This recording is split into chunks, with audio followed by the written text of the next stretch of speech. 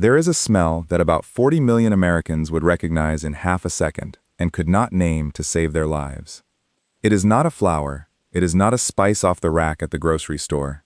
It is the smell of a fresh-cut root, and if you grew up anywhere east of the Mississippi before about 1965, you have smelled it. Sweet on the front end, woody underneath, a little bit of clove, a little bit of licorice, and something underneath all of that which does not have a word in the English language. Your grandmother might have called it spring. Some folks called it the smell of April. And then, on a Saturday in early December of 1960, the federal government published a single order in the Federal Register, and inside of about 18 months, that smell walked out of the American food supply and never came back. Now, here is the part that has bothered me for most of my life, and it is the reason we are all sitting here together today. Everybody I have ever talked to about this tells me the same thing. They tell me the government banned sassafras. And that is not what happened. Not exactly. Not even close to exactly. Because if sassafras got banned in 1960, then somebody has got some explaining to do about the tree standing in my fence row right now. The one that has been there since before I bought this place. The one that came back after I cut it, and came back again after I cut it a second time, and is currently about 11 feet tall and doing just fine. So which is it? Was it banned, or is it standing in my yard? I am Curtis Loomis, and this is the channel where we do not stop at the headline. Today we answer 3 questions, in order, and I am going to ask you to stay with me for all 3. 1. What actually got banned in 1960? Not the story that got passed around, the actual document. We are going to read what it says. 2. Why? What did the science really show, what did it not show, and where does that leave a reasonable person today? And question 3, which is the one I built this whole thing for.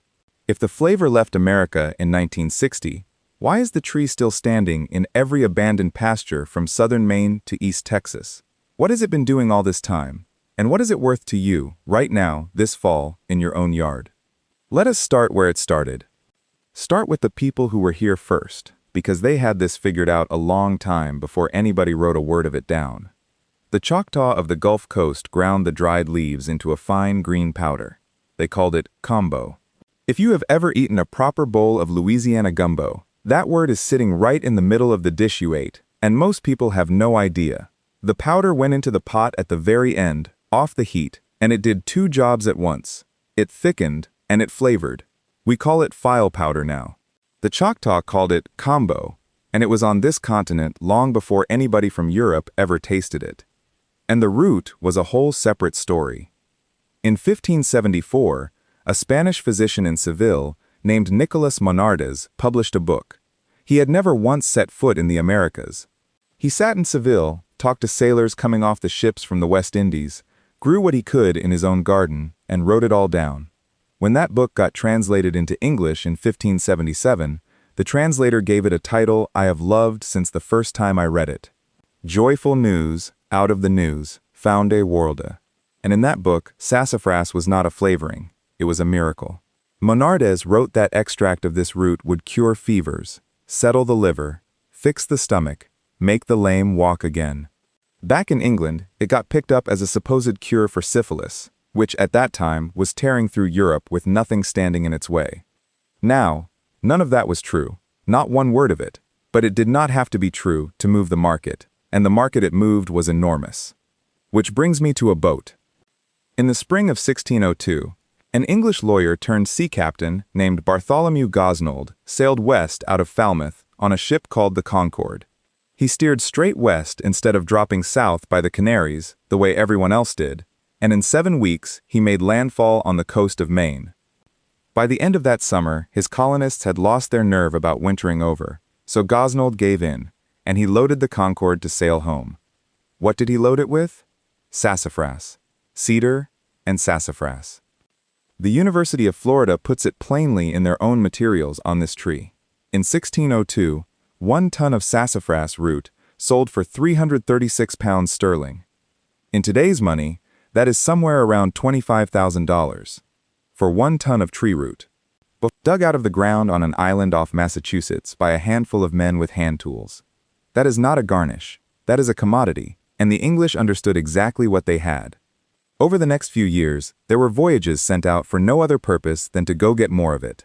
The historians who study that period have a name for them. They call them the Great Sassafras Hunts. When the Virginia Company finally got its charter and Jamestown got planted, the list of things the investors expected to come back across the ocean was short and specific. Timber, glass, tar, sassafras, and maybe, if they got lucky, gold. They never found the gold, they shipped the sassafras. Now let us talk about the number in the title of this video, because I do not believe in leaving a thing like that sitting there unexplained. $9. That is roughly what a small bag of dried sassafras root bark runs from an herb supplier today. Prices are all over the map depending on who you buy from, so take that as a neighborhood and not a quote. Call it about what a sandwich costs. 1602, $25,000 a ton, and men suing each other over the cargo. Today, about the price of lunch, and almost nobody under 70 knows what it is. Let us do the drugstore first. Charles Elmer Hyers was a pharmacist in Philadelphia, corner of 6th and Spruce. The story that got told for 100 years is that he first tasted a root drink on his honeymoon in 1875, and historians will tell you those details have never held up all that well. But something set him going. Roots, barks, berries, herbs, boiled down into an extract. Sarsaparilla, sassafras, wild cherry, wintergreen, ginger. He got it where he wanted it, and he started selling packets of powder for $0.25, and each packet made a batch at home. He called it root tea, and then he made the single smartest decision in the history of American soft drinks. He changed the name. He called it root beer, not because there was beer in it, because the temperance movement was sweeping the country, and a working man who had given up whiskey still wanted something to hold that sounded like a man's drink and not like something his aunt served on a Sunday. In 1876, Philadelphia hosted the Centennial Exhibition, the first official World's Fair held in this country, put on to mark 100 years since the Declaration. Hyers took his root beer there and handed it out free by the glass. That was it. That was the moment. But underneath all that advertising, there was a real root doing real flavor work. Oil pressed and distilled out of sassafras root bark. That was the backbone of the taste.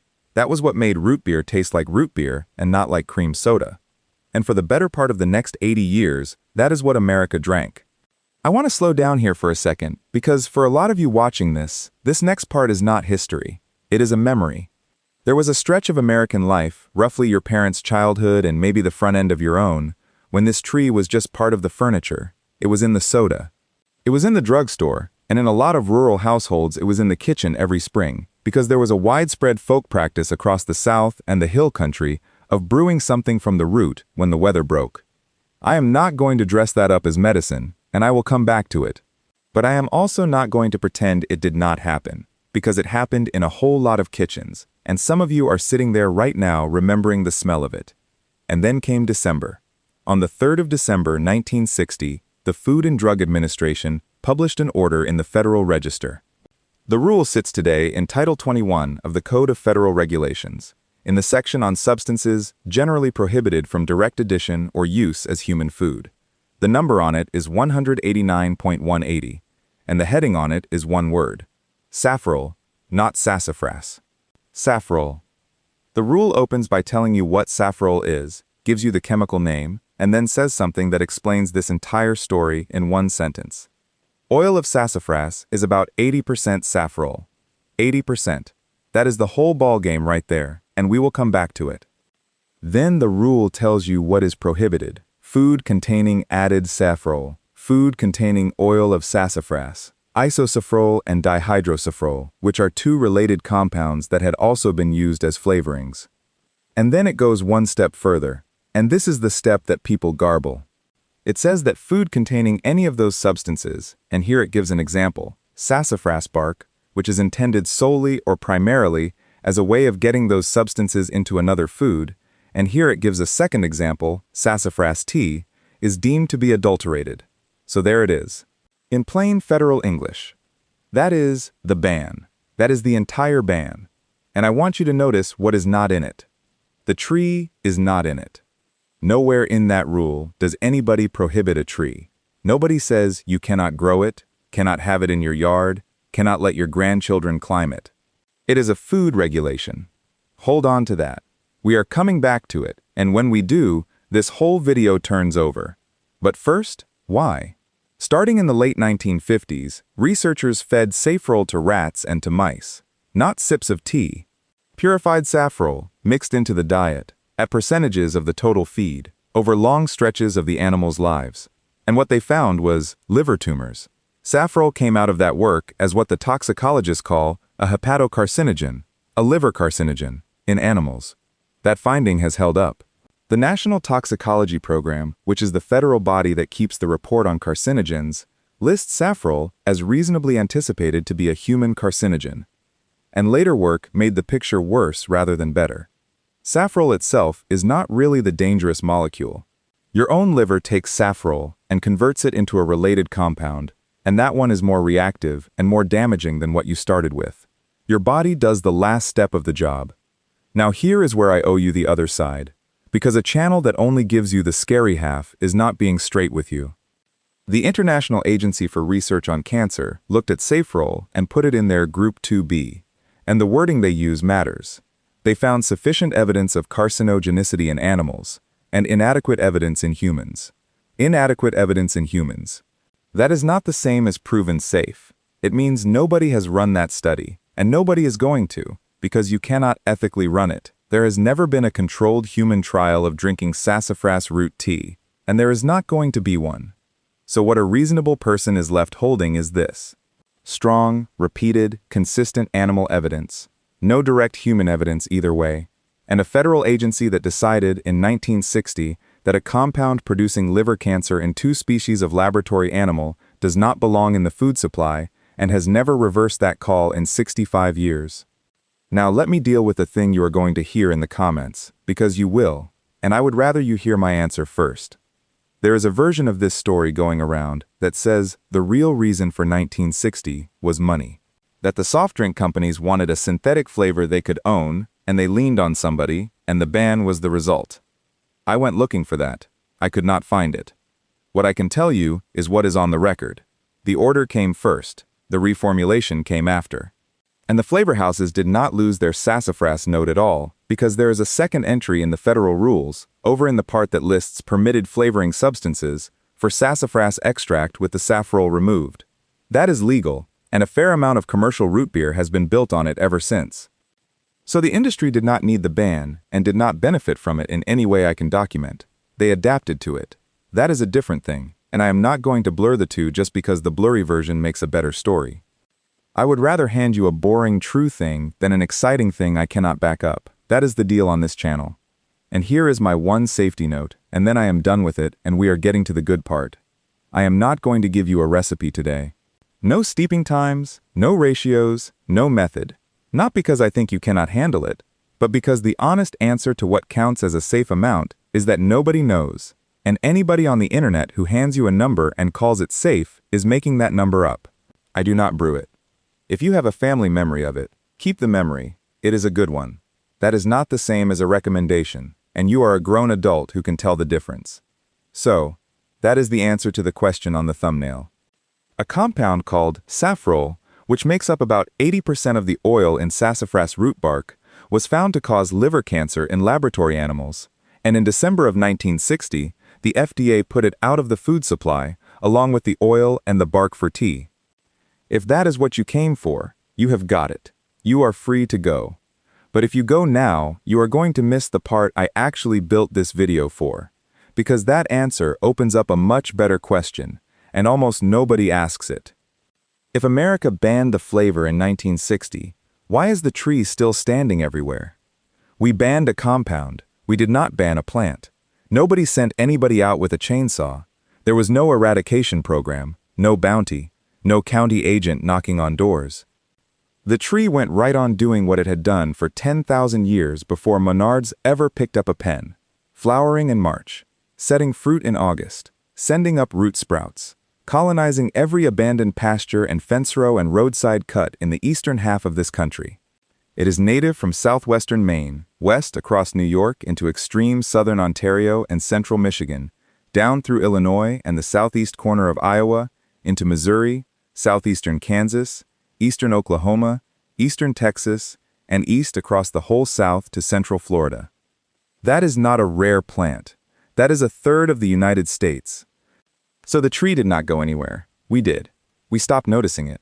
Once it was not on a label, not in a bottle, and not worth $25,000 a ton, it dropped out of the American vocabulary entirely, and a native tree this country was in some sense founded on became a thing people walk past on the way to the mailbox.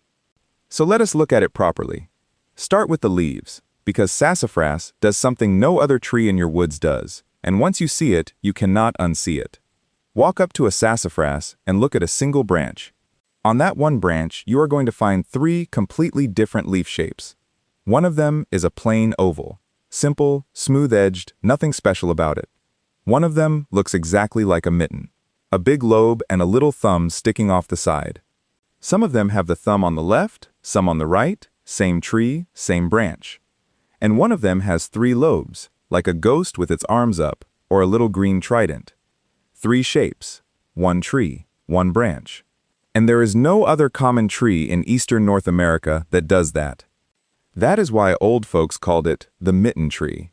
Ague tree was another, from Monardes and the fever business. Cinnamon wood, smelling stick, and down in Louisiana, gumbo file, right there on the plant. Here is your field test, and it takes 4 seconds. Snap a green twig or scratch the bark with your thumbnail and smell it. You will know. Nobody has to teach you what it smells like. It is the smell I opened this video with, and if you are old enough, it will drop you straight into a memory you did not know you still had. Now, the flowers. And this is where I start finding things most gardeners have never been told. Sassafras blooms in March and April, right as the leaves are pushing and sometimes just ahead of them.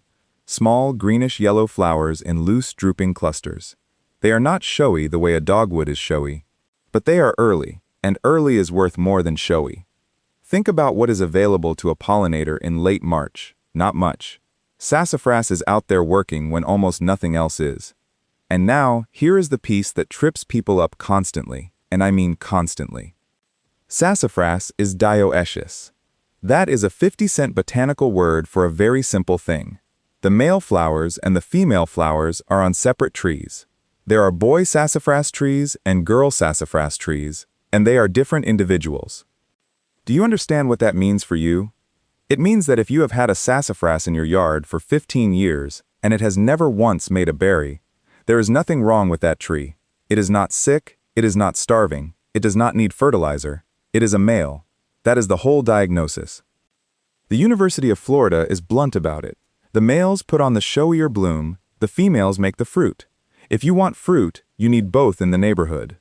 I have watched people feed and prune and fuss over a perfectly healthy male sassafras for years trying to make it fruit. You cannot fertilize a tree into changing sex. Save your money and plant a second one. And you do want the fruit. Wait until you see it. The fruit is a drupe, 1 seed inside, something like 1/3 to 1/2 an inch long, and when it ripens it goes a deep, dark, almost navy blue. But the fruit is not the good part. The good part is what it sits on. The stalk holding that blue fruit swells up and turns a bright, hot, unmistakable red. Dark blue fruit. Scarlet stalk. Against yellow and orange fall leaves. I do not think there is a prettier 30 seconds anywhere in the eastern woods in September, and I would put it up against any ornamental in any catalog you want to name. And it is a wild tree that showed up on its own in an old field. The birds do not let it sit long. Deer eat it, turkey eat it, bear eat it, songbirds strip it. Every bird clearing out of here in the fall is hunting high-fat fruit to make the trip on, and the Forest Service notes the crop is generally cleaned out inside about a month. Now, if I could get you to plant exactly one thing out of everything I have said today, it would be for this next reason, and it has nothing to do with root beer. Sassafras is a butterfly nursery. The spicebush swallowtail, Papilio troilus, is a big black swallowtail with iridescent blue-green across the hindwing. Its caterpillars can only eat a short list of plants, all in the laurel family, and across most of the eastern United States, that list comes down to 2 things: spicebush and sassafras. That is it. Those are the options. No sassafras and no spicebush in the neighborhood means no spicebush swallowtails in the neighborhood. Not fewer. None. You can plant every nectar flower in the catalog and it will not make one butterfly because nectar feeds the adult and the adult does not lay eggs on a flower. And now let me tell you what that caterpillar does, because it is the single most entertaining thing happening in the eastern woods and hardly anybody has seen it. The spicebush swallowtail caterpillar takes a sassafras leaf and folds it over on itself, and then it stitches the edges shut with silk. It builds itself a little green sleeping bag out of the leaf it is eating. It stays inside all day. It comes out and feeds at night. So if you are out at your sassafras and you see a leaf that is folded over and will not unfold, do not pull it apart. Something lives there, and the disguise gets better. The little ones, the early stages, are brown and white and shaped so that they look exactly like a bird dropping. Nothing eats a bird dropping. Then they molt into the big stage, and they turn a smooth, bright green, and they grow 2 enormous fake eye spots up near the head. And I mean enormous, out of proportion, cartoon eyes. A bird comes down the branch, sees a fat green caterpillar with 2 big staring eyes looking back, and its brain says, snake, and the bird leaves. I think about that a lot, honestly. We spent 400 years arguing about the root of this tree, fighting over it in court, building an industry on it, regulating it, forgetting it. And the whole time, up in the leaves, the actual valuable thing was going on, and nobody was watching. All right? Let us talk about your yard, because I promised you something you could use, and I do not like to leave a man holding nothing but a nice feeling. Sassafras puts down a deep taproot very early in life, and the Forest Service describes the rest of the root system as sparse and far-ranging. What that means in practice is there is not much of a compact root ball to lift. Dig one out of the woods, and you will most likely carry home a stick that dies in a month. So here is what I am not going to tell you. I am not going to tell you that you cannot buy a sassafras or that nurseries cannot grow them. That is not true, and you should be suspicious of anyone who says it. What is true is narrower and more useful.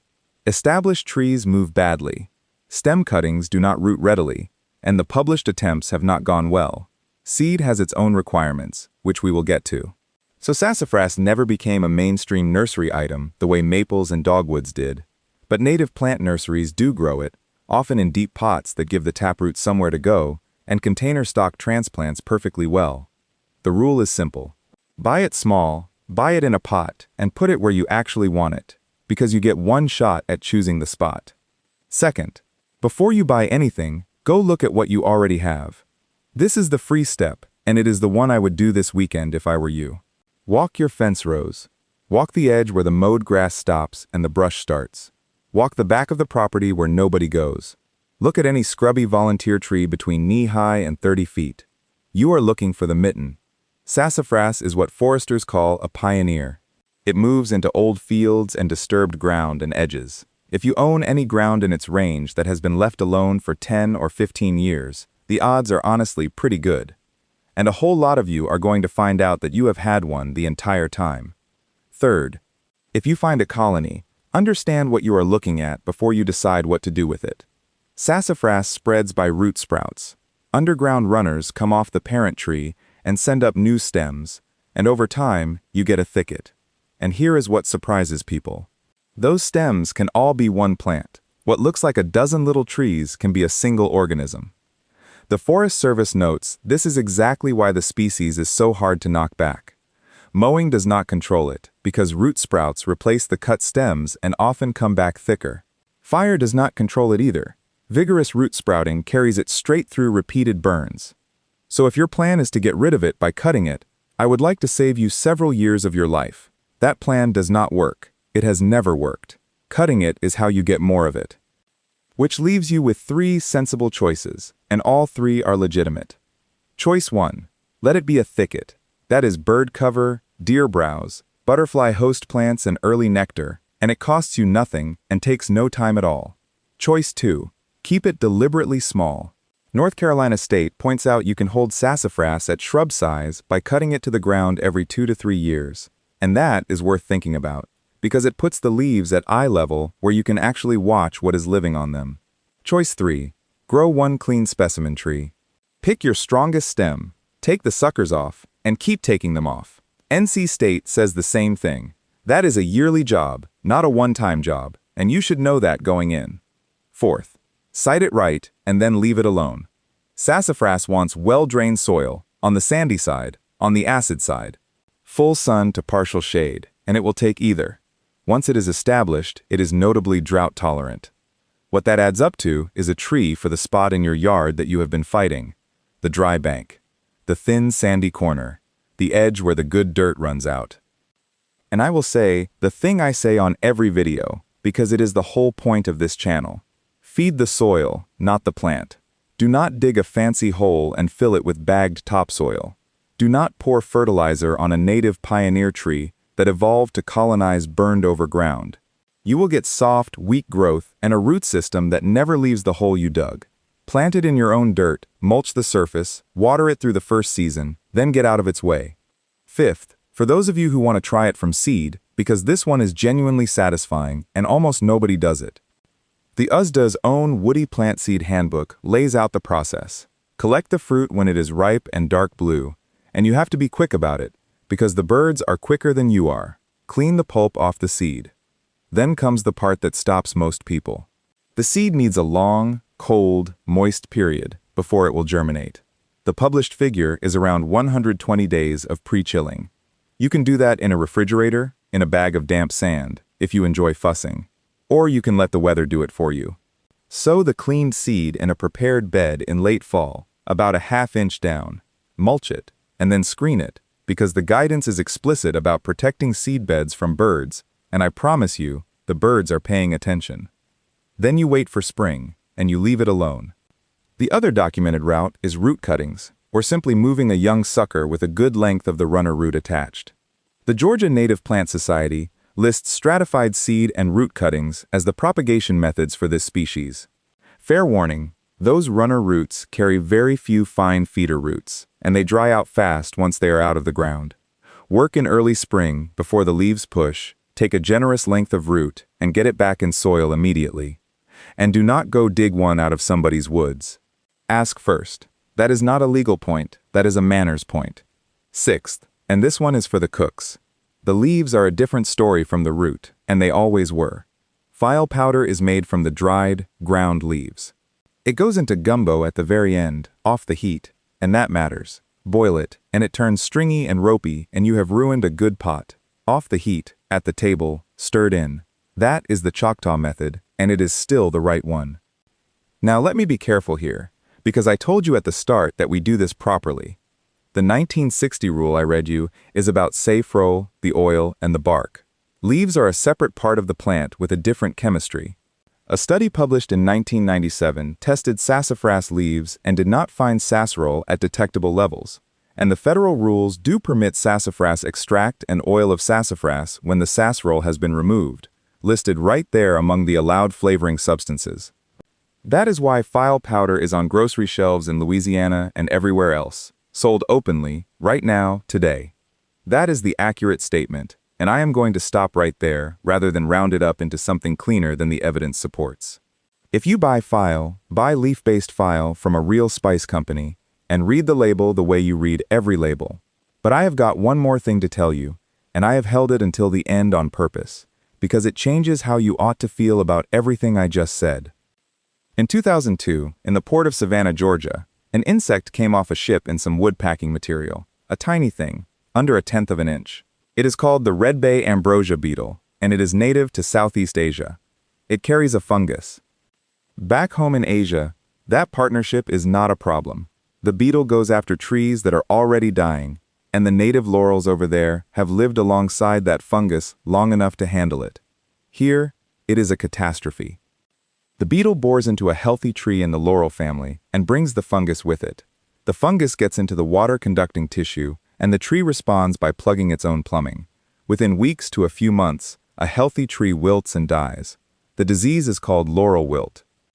It killed redbay first. Hundreds of millions of them along the southeastern coastal plain. In affected stands, it has taken more than 90% of the redbay over an inch thick. And then it moved to sassafras. Laurel wilt has now spread across 11 or more southeastern states. Georgia, Florida, the Carolinas, west into Texas and Arkansas, north into Kentucky, up into Virginia. The beetle moves on its own at something like 34 miles a year, and a great deal faster than that when somebody hauls infested firewood across a state line in the back of a truck. And here is the line out of the research that stopped me cold when I read it. Work on the cold tolerance of that beetle suggests that roughly 48% of the sassafras population in the United States does not sit in country cold enough to stop this disease. 48%. The LSU Ag Center, writing about all this, said something I have not been able to shake.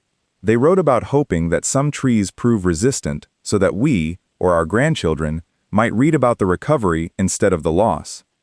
So think about where that leaves us. This tree survived a federal order. It survived being erased from every label in America. It survived 65 years of nobody caring. A regulation about food additives never laid a hand on it, and it kept right on sprouting. And now it is up against something that a ban never could do. Which is why I think the value on this thing has completely flipped, and almost nobody has noticed. For 400 years, the answer to what is sassafras worth was measured in the root. 336 pounds a ton, a quarter for a packet of powder, $9 a bag today. But a living sassafras standing in an old fencerow in Ohio right now is doing work that has no price on it at all. It is feeding migrating birds in September. It is the only nursery a spice bush swallowtail has.